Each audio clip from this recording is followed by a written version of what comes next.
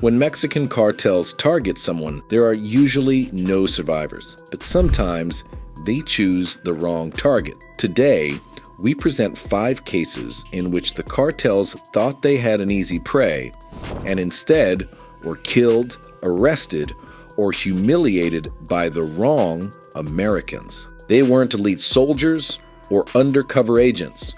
They were ordinary people who were in the wrong place at the wrong time and who didn't go down without a fight. Imagine driving down a lonely country road in northern Mexico. The sun is beating down, the radio is crackling, and everything seems like a normal day on the job. But for 2 U.S. federal agents, this drive was about to turn into the worst nightmare of their lives. They weren't looking for trouble. Trouble found them. It was February 2011 when 2 Homeland Security officers, Jaime Zapata and Victor Avila, were traveling in an armored Chevrolet Suburban on the highway near San Luis Potosí. Their mission was routine: transport, communication, reconnaissance. But in Mexico, routine is a dangerous word. Lurking in the shadows of these streets was Los Zetas, a cartel notorious for its extreme violence. Suddenly, 2 SUVs approached. At first, they seemed curious, but then they became aggressive. Within seconds, the cars cut off the federal agents and forced them to the side of the road. The men who got out wore no uniforms, no official badges. They were heavily armed, determined, and they wanted only one thing: blood. The agents had an ace up their sleeve: diplomatic immunity. Through the slightly open windows, they shouted, "We're Americans! We're diplomats!" But the response was nothing but scorn. One of the attackers is said to have replied, "We don't care." Seconds later, the street was filled with bullets. The Suburban was bulletproof, but it had a fatal flaw. When Zapata put the car in park to avoid being completely pushed aside, the doors unlocked automatically. A gunman took advantage of this, yanked open the door, and fired at close range. Zapata was fatally wounded. His colleague, Avila, was seriously injured but still alive. With his last ounce of strength, he radioed for help, a desperate call that brought a Mexican police unit to the scene minutes later. But it was too late for Jaime Zapata. Normally, this is where the story ends. The cartel triumphs, an American is dead, and the perpetrators disappear into the chaos of Mexico.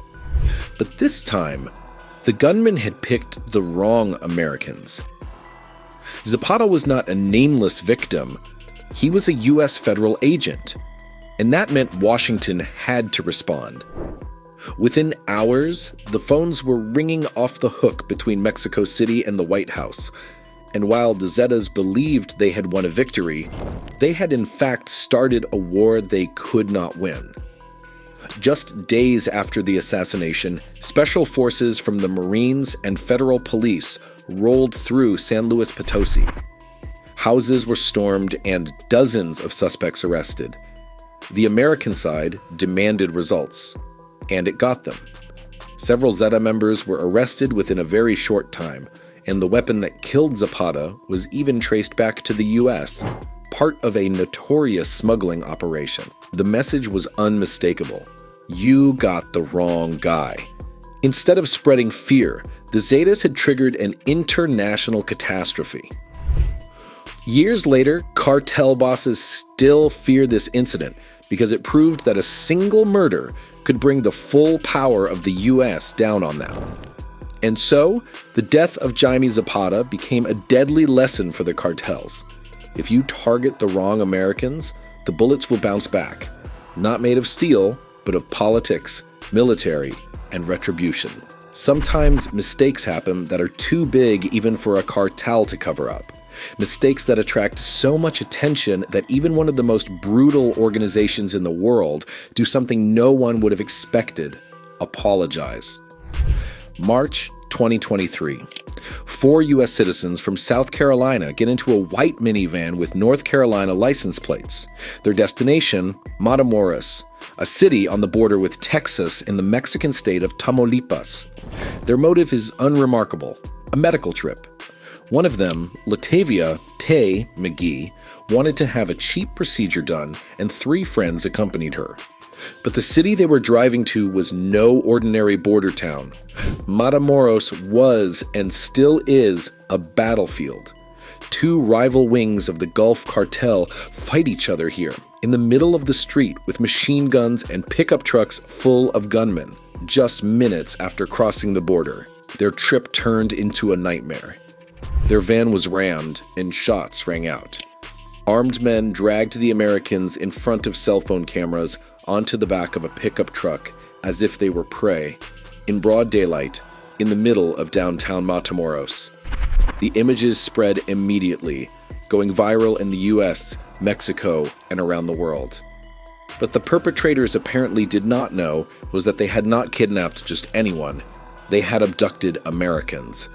Within hours, the US State Department intervened, sending investigators and increasing pressure on Mexico. Suddenly, the case was no longer a local gang war, it was an international drama. The kidnappers held their victims captive for 4 days. 2 of them, Shaheed Woodard and Zindell Brown, did not survive. The other 2, Latavia McGee and Eric Williams, were eventually found in a hut outside the city, battered and injured, but alive. Then something happened that left even seasoned observers incredulous. A few days later, a handwritten letter appeared, allegedly from a member of the Gulf Cartel. It contained an apology. Yes, a cartel officially apologized to the United States. The attack, it said, had been a mistake. The perpetrators had acted against the rules of the cartel. To show their goodwill, they tied 5 men to the side of the road and handed them over to the authorities, allegedly those responsible for the massacre. Many experts were immediately skeptical. Were these 5 men really guilty, or were they just pawns, sacrificed to appease the anger of the US? No one could say for sure, but the real message was clear. The cartel itself knew that it had crossed a line with this act. And here lies the bitter irony. In Mexico, over 100,000 people disappear every year. Many families wait in vain for help. But in the case of these 4 Americans, everything suddenly moved at record speed. Special forces, helicopters, large-scale search operations. Why? Because they were the wrong victims. For the cartels, it was clear. They didn't mean a war with the US. So there was only one thing left to do: save face, limit the damage, and hope that the message was understood. The Matamoros kidnapping showed the world something rare. Even cartels that are afraid of the police, the military, or the government will back down when they realize they've targeted the wrong Americans. Normally, cartel bosses don't hesitate. In a world where violence is the language, any uncertainty is seen as weakness. But sometimes it's precisely this hesitation, this brief moment of reflection, that changes everything. Let's go back to 1999, to the border town of Matamoros, a stronghold of the notorious Gulf Cartel. At that time, Oziel Cardenas Guillem, a man known as El Mata Amigos, the friend killer, ruled the town.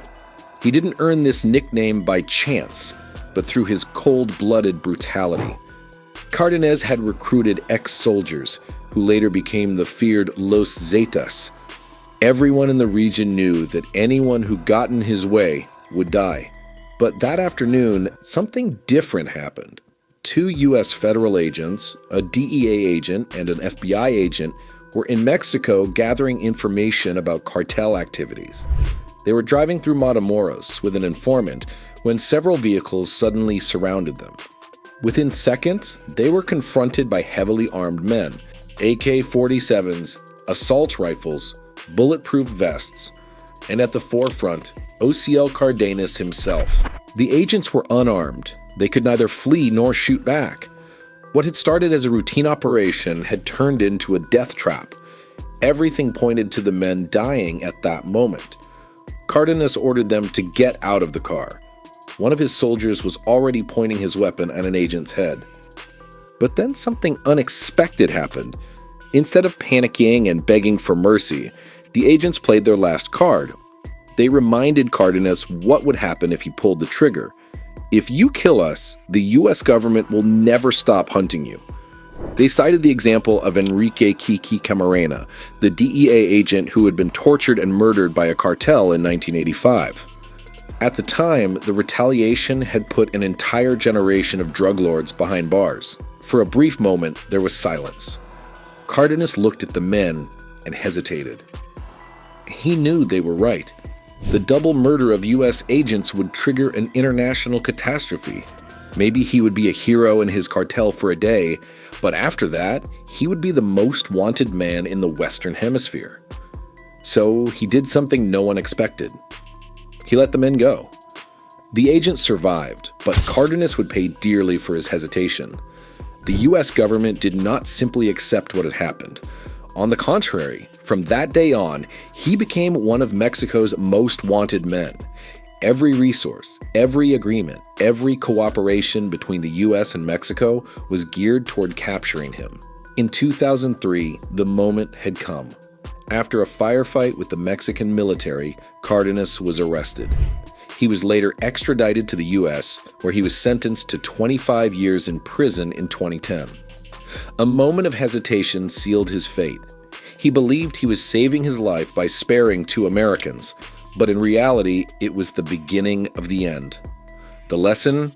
In a world where ruthlessness means survival, it was ironically Cardenas's only mercy was that it brought him down. If that shocked you, click like and subscribe now, because in a moment you'll find out how cartel mercenaries suddenly targeted the wrong Americans and regretted it bitterly. Mexico, early 2010s.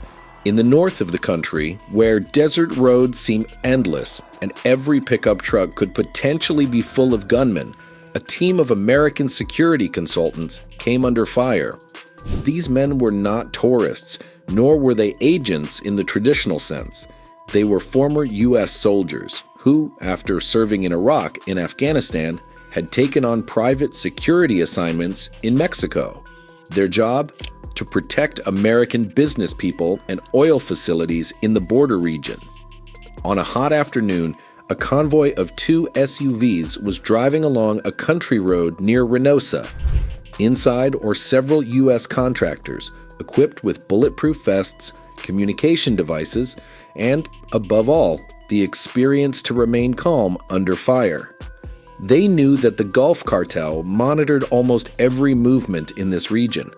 But they had no idea that just a few minutes later, a planned trap would snap shut. Suddenly, several pickup trucks appeared, loaded with armed men. It was a classic cartel maneuver: blockade from the front, pressure from behind, chaos in the middle. Normally, such a situation would end in kidnappings or worse, but this time, the cartel had picked the wrong men. The Americans reacted with lightning speed. Instead of panicking, they took up defensive positions. One steered the SUV into an evasive maneuver, while the others responded with precise fire. What the cartel mercenaries hadn't expected was that these men were battle-hardened. They had survived Fallujah and knew all about ambushes in Kandahar. For them, the scenario on the country road was almost routine. The shots whipped across the road, tires burst, and metal splintered. Within seconds, the ambush turned into a fiasco for the attackers. 2 of the cartel shooters' vehicles were disabled, and several attackers fled into the desert. The Americans, on the other hand, were almost unharmed. They had not only survived, they had dominated. The news spread quickly. For the cartel, this incident was a loss of face. An attack that was actually intended as a show of force ended in an embarrassing defeat. For the Americans, on the other hand, it was proof that with training, discipline, and experience, even a superior force of cartel gunmen could be held at bay. Later, local media confirmed that Mexican Marines had secured the scene and seized several abandoned weapons and vehicles.